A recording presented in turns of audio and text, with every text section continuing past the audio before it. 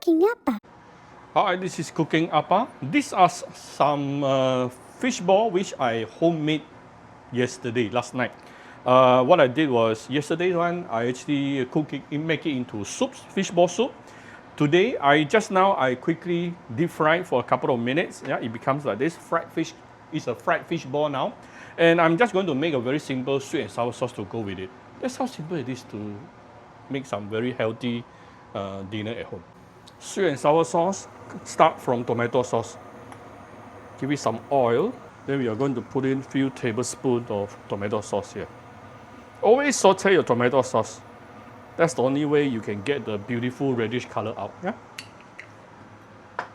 If you want, put in some ginger here also, no problem. Saute the tomato sauce. Immediately you can see the oil already started to turn orangey. Yeah, that's how you get the color out from the tomato sauce. See the oil? Beautiful orangey color. No need to use dry heat. Next thing, of course, you need to put some sugar.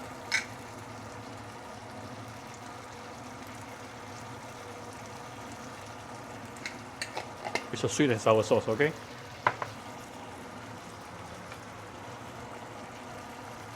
Some water.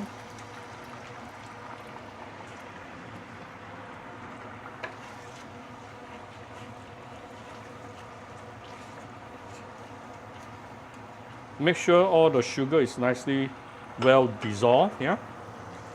To give it more color, some premium light soy sauce.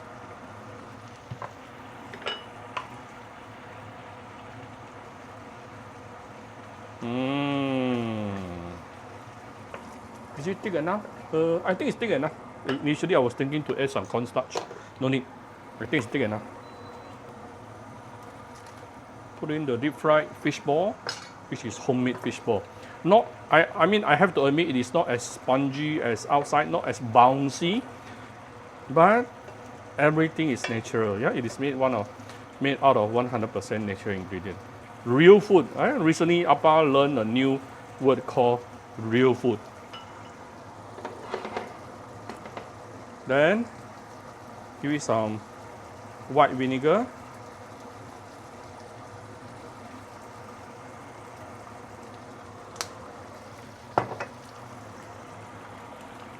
I'm going to off the fire.